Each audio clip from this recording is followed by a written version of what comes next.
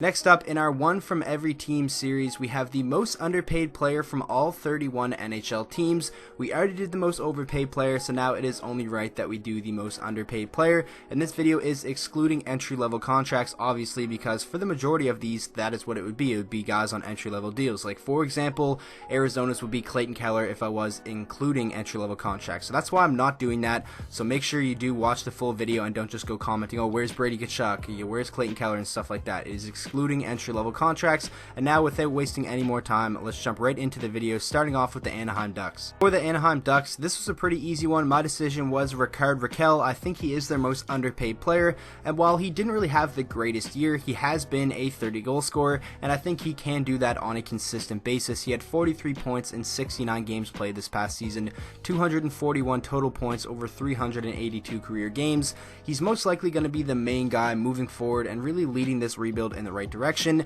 And having him on a contract that only pays him $3.789 million, that is definitely a bargain for the Ducks. For the Coyotes, this one was honestly pretty tough because they don't really have any underpaid players. Like I said at the start, it would have been Clayton Keller if I was including entry-level deals, but that wouldn't really be fair. So my decision was Vinny Hinostroza, who kind of had a breakout season, 39 points in 72 games for Vinny Hinostroza, 78 total points in 178 career games, and getting a guy that gave you 16 goals and 39 points, especially on a team that really struggled to score goals this past season, $1.5 million is definitely a steal for him, and hopefully he can continue to play like that and make that contract look even better. For the Boston Bruins, I decided to go with David Pastrnak. It was almost a tie between him and Bergeron, but this is one from every team, so in the end I chose David Pastrnak. Has a cap hit of $6.666 million, and for a guy that had 81 points in just 66 games, that is an absolute steal. And David Pastrnak has came out and said the money really doesn't matter to him as long as he's playing the game that he loves, and the money is just kind of a cherry on top. So this is the type of player I would want to have on my team, and if he can stay healthy this next season along with his two line mates in Marchand and Bergeron, I could see David Pastrnak surpassing 100 points and maybe up there around 50 goals. For the Buffalo Sabres, I decided to go with Sam Reinhart, and it was kind of just largely based off of this past season. He finally had that breakout year that everyone wanted him to have since being drafted, and a big part of that was due to playing with Eichel and Skinner, who both had fantastic years as well. But Sam Reinhart putting up 60 plus points and only making $3.65 million is definitely a bargain, but he is heading into the last year of that contract and will be a restricted free agent next summer, and you can bet he's going to get a significant raise if he keeps up this play. For the Calgary Flames, this was a very easy one. I went with Johnny Gaudreau, one of the best contracts in the entire NHL in my opinion, $6.75 million, and there still is a couple years left on that deal, and that is a steal for a guy who just almost gave you 100 points, had 99 total points, and Johnny Gaudreau is just a fantastic player. If he were to ever hit the open market, or if he had to get a new contract negotiated right now, he would most definitely be like a 9.5, maybe even a $10 million player. That is how good he is, and Calgary having him on such a bargain of a cap hit really allows them to build a good team around him, so I bet they're very happy with how good Johnny Gaudreau has become, especially that he's only making $6.75 million. Next up, we have the Carolina Hurricanes, and this is another player that is kind of just based off of this past season. His $5.4 million cap hit now looks like an absolute steal since he just put up 76 points this past season. He is most definitely the second best offensive forward on this team behind Sebastian Aho, and these two young players are definitely really good to get behind and really lead this team in the right direction. They're a very young team, and they're also a very good team from what we saw this past season with them making the conference finals. I think Teuvo Teravainen can be a point per game player, and $5.4 million for that is most definitely a steal. For the Chicago Blackhawks, yet another player that is kind of just based off of one season, but that is Erik Gustafsson, a $1.2 million cap hit for a defenseman that gives you 60 points. That is a massive bargain. Obviously though, he is heading into the last year of that contract and will be an unrestricted free agent next summer, and if he can do this again next season, he will most definitely get paid, maybe not even by the Chicago Blackhawks, but there is going to be a team out there that throws a lot of money at him that will be very hard to turn down. Next up, we have the Colorado Avalanche, one of the best contracts in the NHL, and that is Nathan MacKinnon making a $6.3 million cap hit, and there is still a bunch of years left on this contract, and for one of the best players in the NHL, that is a steal, and he could easily be making $11 to $12 million when you consider what some other guys have been getting paid.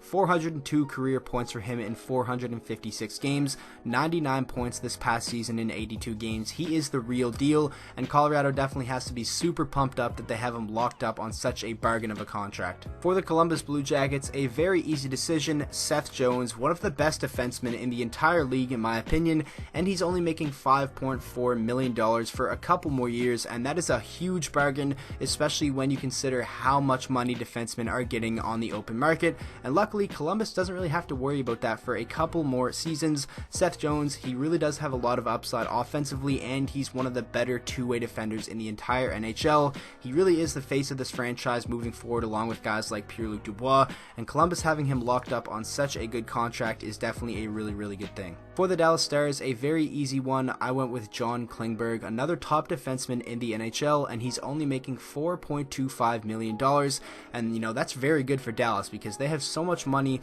locked up in Tyler Seguin and Jamie Benn, and if John Klingberg was getting paid what he's worth, which is probably $8 to $9 million, this team would definitely have some cap issues, but luckily John Klingberg's contract is an absolute bargain. 45 points for him in 64 games, while still being a very good shutdown guy as well. The sky's the limit for him. I think he can really climb the ranks and maybe become one of the best top defensemen in the league at one point, like top 5. I think he's that good, and Dallas having him on such a good contract is definitely very good for the team. Next up, we have the Detroit Red Wings, a team that I obviously watched very closely this past season, and I decided to go with Andreas Athanasiou, and this is another one that's kind of based off last year, but he broke out in a big way and scored 30 goals, 54 total points. He is under contract with Detroit for one more season, but then he will be up for a new contract. Luckily, we will have some more cap space then, and hopefully bring him back for probably around 5 to 6, maybe even $7 million if he keeps getting better, but for right now, a $3 million cap hit for a 30 goal score is a huge bargain. For the Edmonton Oilers, my pick is Darnell Nurse, coming off of a breakout season, and he's only on a $3.2 million cap hit, and for a team that's kind of in a cap crunch, that is a very good deal for them. 41 points for him in 82 games, and if he can really round out his game and become a very solid two-way defenseman, this contract could just look even better. I know he is up for a new one soon, but for right now, this is definitely the biggest bargain on the Edmonton Oilers. For the Florida Panthers, another one of the best contracts in the entire NHL, and that is Alex Barkov making $5.9 million. In my opinion, he's a top 5 centerman in the NHL. He just cracked 96 points this past season, and that is a very good point total for a guy who's more known for his defensive game. He's my pick to win the Selke Trophy next season. I think he can be a Hart Trophy candidate as well, and this cheap cap hit definitely gives Florida the flexibility to build a very strong team around him. They're in a super good position moving forward, and a lot of that is due to him being on such a good contract. For the LA Kings, this one was kind of tough. I didn't really notice them having anybody that was too underpaid, but I guess I'm going to go with Jonathan Quick. $5.8 million, even though he just had a very bad season, and believe it or not, Sportsnet actually had him as one of their worst contracts in the entire NHL. That is kind of funny because I'm picking him as the best on their team, but that just shows you this team isn't really in the greatest position right now, but I am confident that Jonathan Quick can bounce back. It's just a matter of if he has a decent team in front of him. For the Minnesota Wild, I went with Eric Staal. Now, obviously, he did kind of regress a little bit in point totals from last season, but everyone knew that. Nobody expected him to be a 40 goal scorer again. It was an amazing season for him in the 2017-18 year, but he was still pretty good this past season with 22 goals, 52 total points. His new contract of $3.25 million annually kicks in next season, and in my opinion, that is still a steal for what Eric Staal is going to be able to do for this Minnesota team. For the Montreal Canadiens, my pick is Philip Deneau, who kind of flew under the radar this past season, but had a very strong year, 53 points in 81 games played, and if you can maybe have him as your third line center and then have Domi and Kotkaniemi ahead of him, you have a very solid, three-man punch at the center position, and that was once seen as the biggest weakness of this Montreal Canadiens team, and Philip Deneau only making $3.083 million. If he can consistently play, in the next couple of years like he did this past season, that is a very good bargain of a contract. For the Nashville Predators, this was a pretty easy one for me. I decided to go with Roman Josi, one of the best defensemen in the entire NHL, and he only has a cap hit of $4 million, which is a huge bargain, but sadly for Nashville, he is heading into the last year of that contract, and he is a guy who, if he hits the open market, you could see some teams offering him up there around 8 to 9, maybe even $10 million, depending on how desperate teams are to get him, because when defensemen of his caliber hit the open market, it is an all-out bidding war. I'm pretty confident he will stay with the Nashville Predators, Oilers though, 56 points for him in 82 games while still being so good defensively, and $4 million, that is just a crazy deal for a guy of his caliber. Next up, we have another player heading into the final year of his deal, and that is Taylor Hall of the New Jersey Devils, currently a $6 million cap hit. He just put up 90 plus points in the 2017-18 season, was the MVP of the league, did struggle with injury this past season sadly, but still put up 37 points in 33 games. He's one of the top wingers in the entire NHL, and considering what some other guys have been getting paid, Taylor Hall at $6 million is a huge bargain, but he's definitely going to have to get a huge increase in pay next summer. Next up, we have the New York Islanders, and I decided to go with Ryan Pulock, a $2 million cap hit, and he was their best defenseman this past season, 37 points in 82 games, and he was very reliable in his own end as well, 73 total points in 166 career games. This is a very, very good contract for a guy who was your number one guy this past season, was a big reason why they were so good defensively and just such a good team in general, so $2 million cap hit for what he brings to this team is definitely a huge bargain. Next up, we have the New York Rangers, a team that spent a lot of money this summer, but luckily for them, they still have a guy like Mika Zibanejad on a pretty good team-friendly contract, $5.35 million for him, and he just had 74 points this past season in 82 games, and you can honestly bank on that going up if he does stay healthy, because now he's most likely going to be playing with Artemi Panarin. I think the sky is the limit for Mika Zibanejad, and having a number one centerman like him who's still young on a $5.35 million cap hit is a very, very good team-friendly deal. For the Ottawa Senators, I decided to go with Chris Tierney, and he had a pretty strong season, kind of flying under the radar, 48 points, just 2 points away from 50, and he's only making $2.937 million. Now, he's not a big name player, and he's probably not going to be too important of a piece for them moving forward, but it was kind of tough to pick for Ottawa, especially that I'm excluding entry-level deals, because the best value contract on this team most definitely would have been Thomas Chabot, but Chris Tierney, in my opinion, was still a pretty solid pick for them. For the Philadelphia Flyers, this was a pretty easy one. I decided to go with Sean Couturier, a cap hit of $4.333 million, and in my opinion, he's one of the more underrated players in the league, definitely one of the more underrated two-way players. His defensive game is extremely underrated. I think he has the potential to be a Selke Trophy winner in his career, and he still puts up good numbers, 76 points this past season in 80 games played. He's definitely an important part of this Philadelphia team that kind of plays in the shadow of Claude Giroux, and that $4.3 million cap hit is definitely a bargain for what he brings to that team. For the Pittsburgh Penguins, I couldn't not pick Sidney Crosby. You could argue he is still the best player in the entire NHL, and at an $8.7 million cap hit, that is an extreme bargain.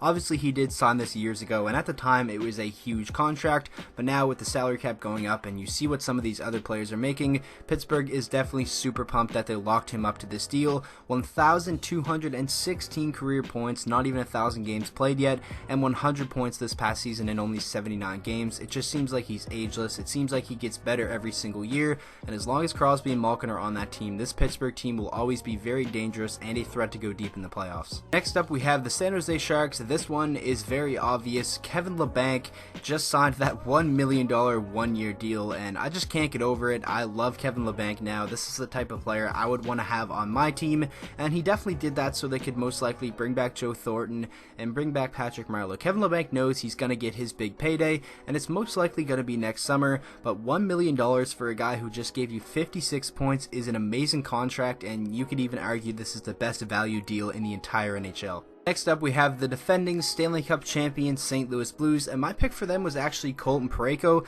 and his numbers don't jump out at you. Only 28 points this past season and a $5.5 million cap hit. A lot of you might be thinking that's, fair, that's pretty even, but there isn't really any other contracts on this team I thought were really good. But this Colton Parayko deal, in my opinion, makes him the most underpaid because he was amazing in the playoffs, and you could argue he was their best defenseman over Pietrangelo in that Stanley Cup run. He's an amazing young defenseman, definitely a huge part of their future, and $5.5 million for him, where you see other defensemen like Jacob Trouba getting $8 million, is definitely a very, very good deal. For the Tampa Bay Lightning, my pick is Andrei Vasilevsky, a Vezina caliber goaltender, and only making $3.5 million. That's an extreme bargain for this Tampa Bay Lightning team, but sadly for them, I believe there's only 1 year left on that deal, and next summer, he's probably going to want Sergei Bobrovsky money. It's going to be tough for Tampa Bay to make that work, but luckily for them, right now, they have one of the best goaltenders in the NHL, backstopping one of the best teams in the league at only $3.5 million. That's a very, very good deal for them. For the Toronto Maple Leafs, this one one was kind of tough for me. I was debating between Morgan Rielly and Frederik Andersen, but in the end I went with Morgan Rielly just because you look at what other defensemen in the league are getting, and Morgan Rielly was one of the best defensemen in the league this past season. I mean, 20 goals as a defenseman, that is so impressive, 72 points, and his defensive game has definitely came a long way over the past couple of seasons, and a $5 million cap hit for him is an extreme bargain, and the Toronto Maple Leafs need contracts like this, especially since now they're going to have so much money tied up between Tavares, Marner, and Matthews, but that's the price you pay when you want to have a very good team that's contending, and luckily Morgan Rielly is a huge part of that on a pretty team-friendly contract. For the Vancouver Canucks, my pick is Bo Horvat. I think he's going to be the future captain of this team, and when you think of the Canucks, obviously the first players that come to your mind is Elias Pettersson now after his strong rookie season, Brock Besser, probably Quinn Hughes next season, but Bo Horvat, you could argue he is the heart and soul of this team, and a guy who can, in my opinion, consistently give you 60 plus points and is like a very, very good leader. At $5.5 million